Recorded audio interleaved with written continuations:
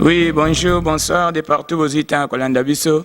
Ezali, émission Nayo détaché, l'homme de Dieu, le pasteur Jean-Paul, Njate Wemba. Alors, la fois passée, tu as kotalisa, Nengenini, Batu, Bazobe Bame, malgré Azo Sambela. C'est que, au Kutamuta Sambela, quand même passé, les aussi la té. Et en gros, total, ça qui la fois passée, et les lots, est encore na position Moussoussou.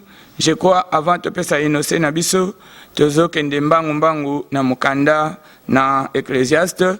Alors, le kolozo lukana na ecclésiaste, okangimi su 1 minute to sambeli. Nzambe na lobi merci pour na faveur au pesibiso. Monana pe monisa kembo na yo, nyonso bakolanda, etonga pe changer vie na kombo na Yesu. Amen. Merci. Bonjour, bonsoir, c'est longtemps au bozu ya kolanda biso.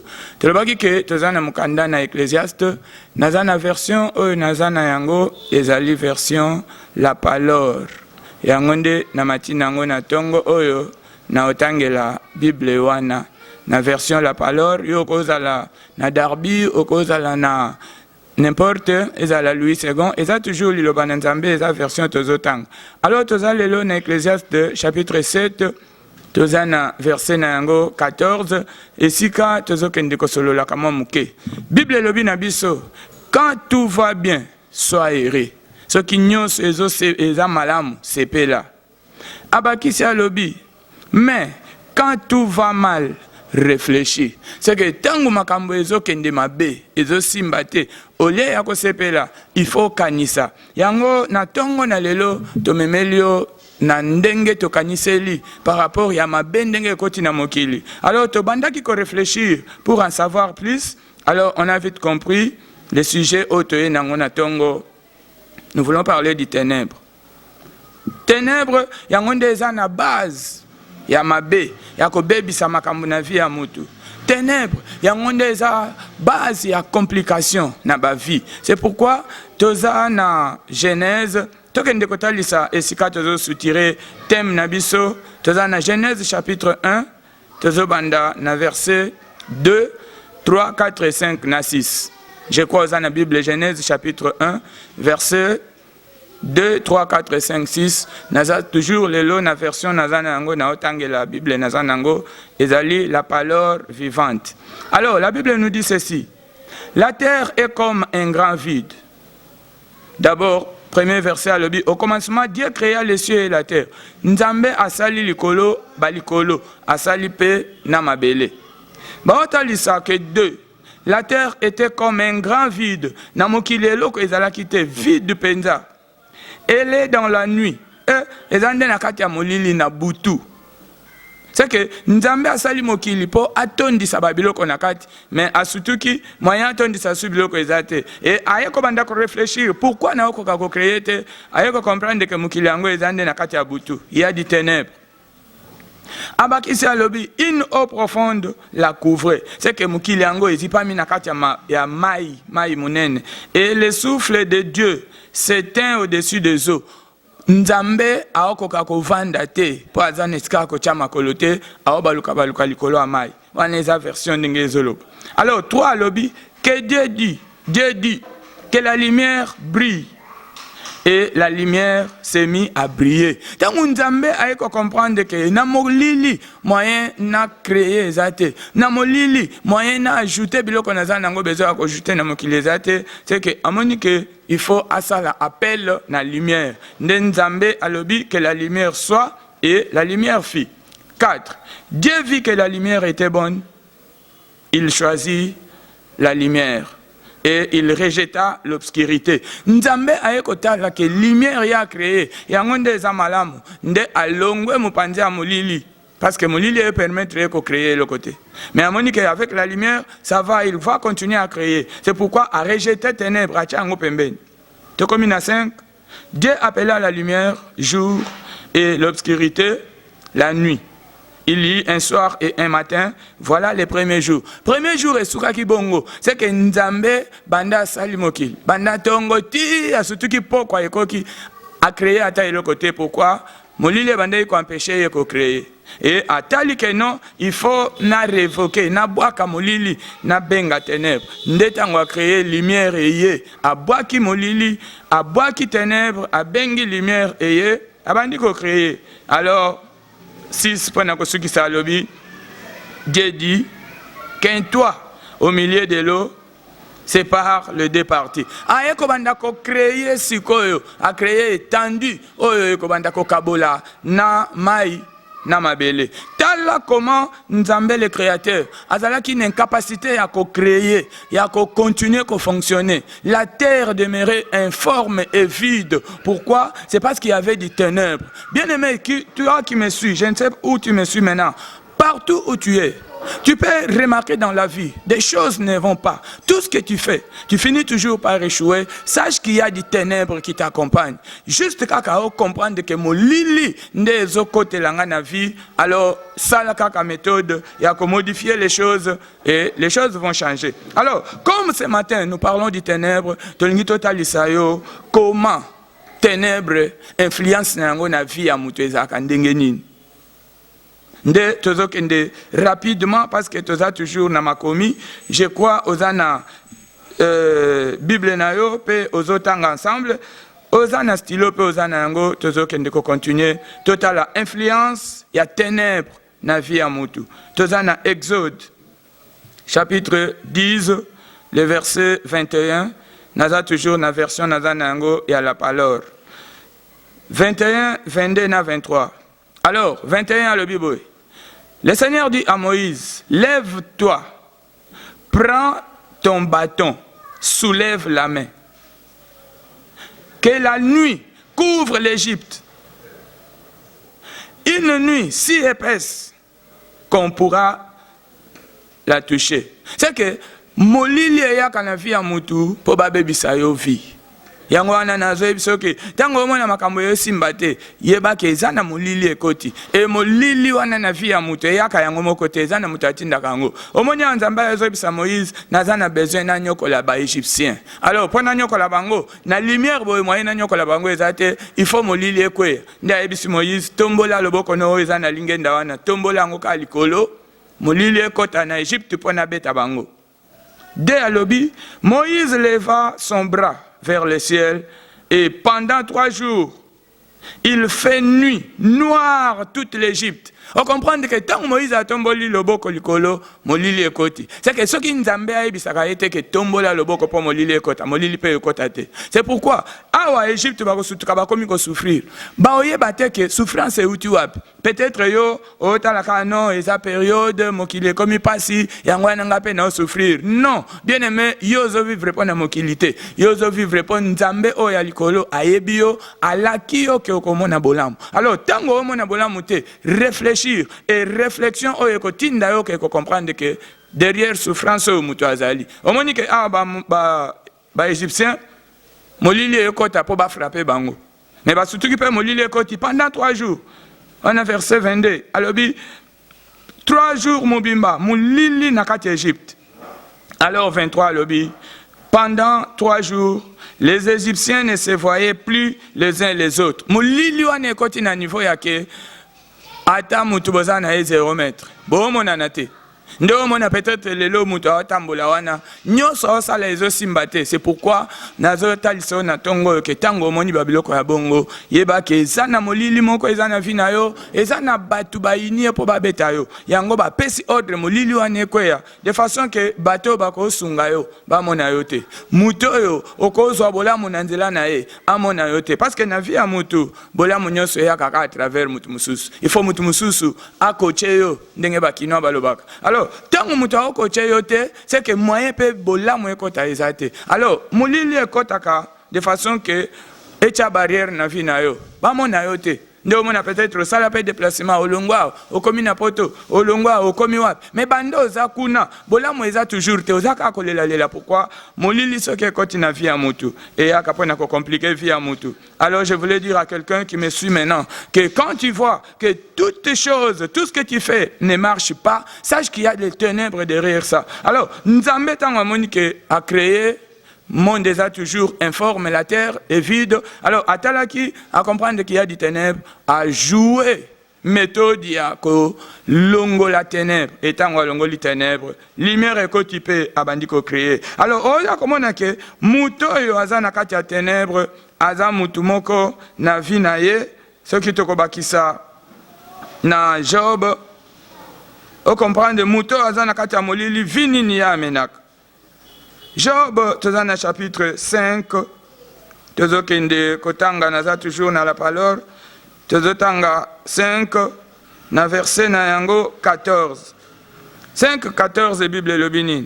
Ces gens-là sont comme des aveugles, même en plein jour. Il tâtonne.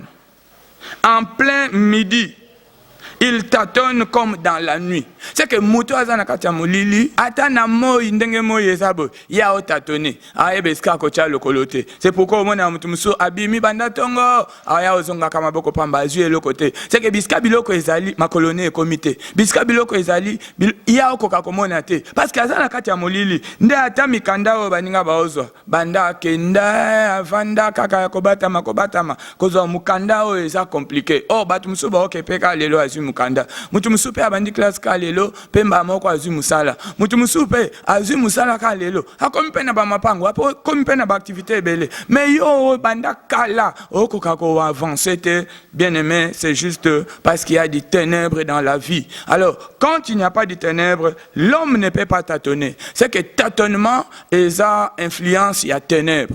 Mais quand tu as la vie na yo, ozo kende tout droit na bit na yo, ozo réussir, ozo échouaka. Alors, tous ces échecs-là dans la vie, ils ont signifié présence, il y a ténèbres. C'est pourquoi, Nzambe ozo sambela, atalisi que molili ezalaka po ba frapper mutu. C'est que tant ozo vivre ba complication, ba situation difficile na vie, ezanelo musute ezaka molili nde côté lio. Alors, molili ango, balobi mutu azana molili atana moi boy. Ya otatone, moyen réussir exactement munyo sa osal, azo finir kaka na ko échouer. C'est pourquoi na kotalisa yo na moment oyo zo landa biso ndenge nini mutu akomaka na molili. Mutu akokoma na molili te, il faut mutu moko azala.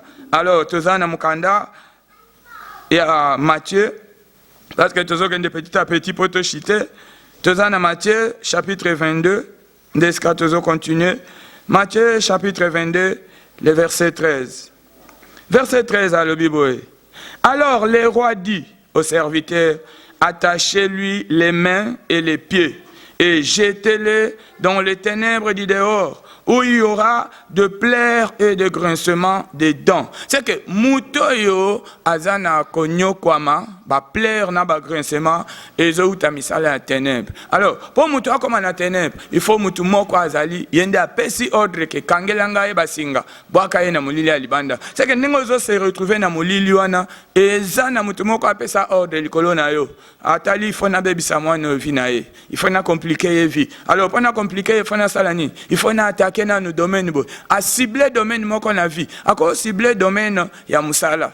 Attaquer pour compliquer aux ambongo te, au sepela na vite. Ako cibler pe domaine ya ta ya mariage. O mona pena ke okuta na kapena batu. Bo bandi pe masolo alibal, mais ko kata na ga bongo. C'est que ezana mutu moko a cibler mariage na yo, yango apesi ordre bakanga mariage wana singa. Babwa kya na molili alibanda. O moni ba égyptien tant bazaki na molili Bible le banda omona na te 3 jours. C'est que na ebite bango basalaki 3 jours. Yo sali combien de jours o makamuno ezo simbate. C'est que autant de jours wana o mambo ezo simbate, ezali autant de jours au vie na molili. Alors vie kozala na molili, ce n'est pas bien parce que na Nzambe moko tango azaki na molili akokai ko créer te. Atali abi pona créer, il faut molili elongwa. Tango apesi ordre molili elongwe, pe abandi ko créer. Alors na rene ko talisa yo comment mutu akomaka na molili. C'est qu'il faut mutu moko apesi ordre. Ndo moni ata Egypte po koma na molili, Nzambe nde apesaki ordre. Ebisi Moïse tombola loboko.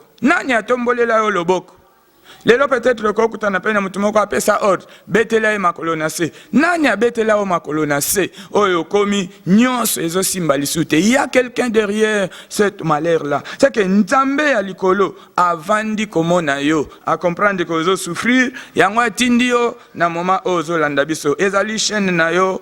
Oh, ezali la joie du ciel TV. S'abonner kuna parce que okobanda kozwa enseignement pe eko pesa yo makoki ya kozala délivrer parce que Nzambe alobi akiti pour délivrer yo. Alors ako délivrer yo comment ceux qui osana connaissance te. Yango to eko pesa connaissance na tongo alobi ke molili na vie yango nde epesaka complication nayebi te vi nini yo ozomene yango nalobi ke ezali chaîne na yo la joie du ciel tv s'abonner oza na numéro na biso ezoleka wana na bas de l'écran ezali numéro ya WhatsApp toza na 00243 tozali na 100 tozali na 991 40 56 36. Alors, eza juste o etali molili. Mutu akomi na molili seke bapesi ordre. Vie ekomi na pasi seke eza na mutu apesi li ordre. Nani akoza la apesi li ordre? Alors, tangu tozoya kokoma na psaume. Psaume azoyebisa biso nini par rapport ya ténèbres. Toza na chapitre 11. Tozotanga verset 2 na 3. Chapitre 11 verset 2 à l'obi. Regardez, les gens mauvais tendent leur arc. Ils placent leurs flèches à cordes dans les ténèbres pour viser dans l'ombre à ceux qui ont le cœur pire. Yoka, batu ya mabe baza ko batama na kati ya molili. Baza na bambanzi, ba flèche na bango. Ba flèche bazo ciblé kaka batu ya malamu. Bazo ciblé bato bangi ba mona esengo na vie. Ba o ciblé bato baza na ba étoile. C'est pourquoi nazo ebiso muto zo souffrir que eloko ezo memona souffrance eza étoile ozana yango. Alors étoile wana bato ya molili ba ciblé yango. Alobi baza na bambanzi na bango, bazo beta na molili. 3 alobi.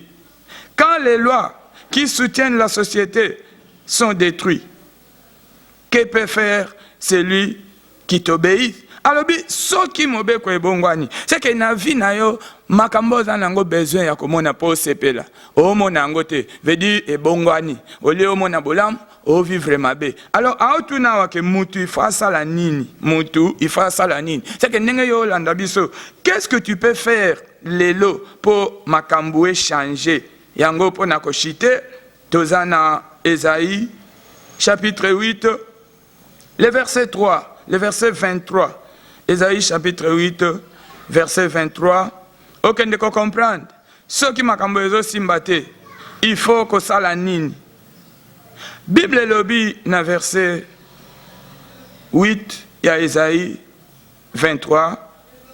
Ceux qui sont dans cette nuit ne peuvent pas s'en échapper. Alors, est-ce que va échapper? C'est que les ténèbres ne régneront pas toujours. Mon lili est ko la libérate. Veut dire, attendez ozolanda ozana passe. Complication ya domaine nyonso na vie. Yeba que un jour ekotika yo. Alors pour etika yo, il faut mutu akotisa makanisi na koyeba nzambe. C'est pourquoi monia lobi quiconque croit au Seigneur sera sauvé. Il suffit kaka ondimela Jésus ona ekote ya yo. Tangu yo ondimela ye na profondeur ya vie na yo, o comprendre que azama lamu aokota azolongola molili wana ezo compliqué yo ndengo moni na kala tango azalaki tango azoluka ke abanda ko créer amoni une complication na vie alobi il faut ténèbres nanu elongwa tango ténèbres elongwe complication pe esili c'est que nzambe siko lelo ndengo olanda aye juste pour aloba quelque chose na vie na yo. Alors pour aloba quelque chose na vie na yo il faut yonde o meka ko sala déplacement bisko zolanda biso sala déplacement. Ata oza musika libanda mboka na ba numéro na biso wana ko sala déplacement c'est qu'il suffit ka obenga au pèse aux ba coordonnées wana na lobi na WhatsApp toza na 00243 99 140 56 36 yango wana eza na se wana ningo zotala na bar décret zotambola. Alors toza un deuxième numéro eza Vodacom 081 92 035 94. Tango za musika obengi ka ba numéro wana eza on dirait obeleli nzambe akota na fina yo biso to ko déclarer ndenge liloba kaka déclarer que la lumière soit pe la lumière ekoti na vie bolamu ekoti pe loboko na nzambe monani lobi okumisi nzambe. C'est que za émission na yo détaché le to yaki na tongo o pona kotalisa yo ke tango zo mona mambo ezo simbate réfléchis. Parce que biso, tant que tu peux réfléchir, pourquoi tu vas comme tu peux comprendre que les amis sont la ténèbre. Alors ténèbre, on a entendu le bec ou la liberté. et olongwa po elongwa na vina yo ba numéro na biso wana benga. Alors soki ozali a na Kinshasa parce que monsieur ezopesa juste tozana na Kinshasa, église tozali prophétique évangélique comme église la joie du ciel tozana avenue Bambili. Avenue Bambili toza entre Sayona 24. Tozali juste pembeni ya Molar. Soki okomi kaka avenue Bambili 187 ozokuta église esika soki ba complication ezali oleka na prophétie tokoyeba ko déloger misala wana tango to cibler yango. Alors nzambe oya monyo abi molili ko umela libela te c'est que passer ko umela libela te to sambeli. Merci Yesu salela bana na obolamu na kombo na Yesu Kristu. Amen.